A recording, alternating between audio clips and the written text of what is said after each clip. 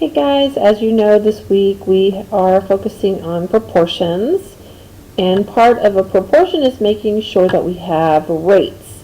So I wanted to do just a quick review over rates, and there we go.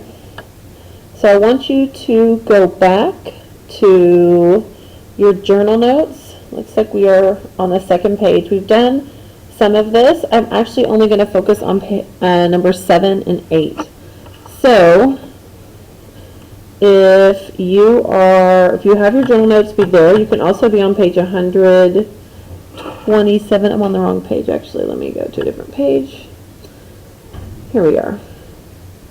135. I knew my page did not look the same as what was up here. So it's your third page in your journal notes, and 7 and 8. Okay, so we did some time. We had 1 or 2 days on what we call complex fractions, which is what you're seeing there. And now we are just going to try to find our rates here. Okay, so I'm going to start here and then I'll switch to my journal. This says, Mary is making pillows for her life skills class. Okay, again on page 135 in the textbook if you need it. She bought 2.5 yards of fabric. Her total cost was 15 yards. What was her cost per yard? Okay, so make sure you have your notes out so you can do this with me. I'm going to increase it a little here. Too much. And just try to make it a little less blurry. Okay. So my question here says cost per yard. So cost per yard. So this is how we would divide it. The cost is $15 divided by the yards, which is 2.5. And again, remember we call that a complex fraction because we don't want fractions on top of fractions, okay? So what we're going to do is remember this means division. So 15, make sure you write this, divide by 2.5. Now what do you remember when we divide fractions? Hopefully you remember you make them improper. So this will be 15 over 1 divide by Texas, 2 times 2, 4, plus 1 is 5, over 2. Okay, and then remember we do keep, change, flip. And at this point it's all about looking for relationships, which remember I said you don't have to, but I think there's a pretty easy one right here that I bet y'all see, don't you?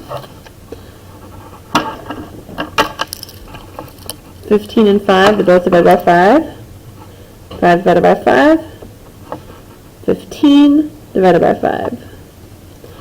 Okay, and that's what we have. And now all we're left with is multiplying our numerators. 3 times 2, 6 over 1, which is 6. So basically, I'll just put that right here. $6 per yard. Okay, $6 per yard is my answer. Last one, guys. I'll move this a little. This says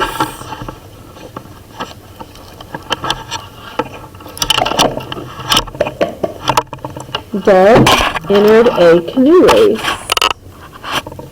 He rowed 3.5 miles in a half an hour. Again, remember we talked about this.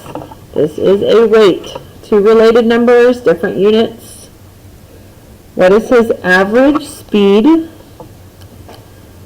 And then it says in miles per hour. So again, miles per hour. I like to put how I'm going to be dividing. So how many miles? 3.5. How many hours? Only a half an hour. Okay. And so guys, remember when we are simplifying these expressions or dividing to find the unit rate, all we got to do is divide. That's all we have to do, okay? Divide to find the unit rate. So, first, 3.5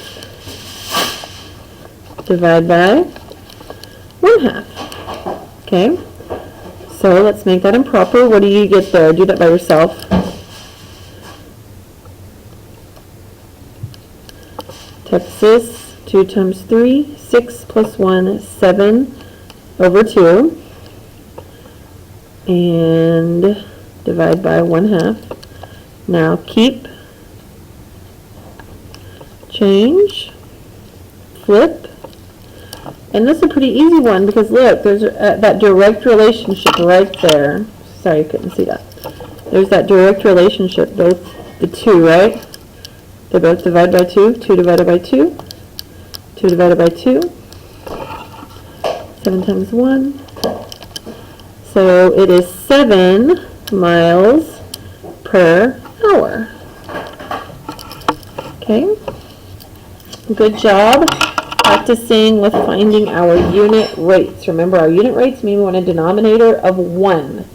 So in this case, per hour, and on this other one, per yard. Good job.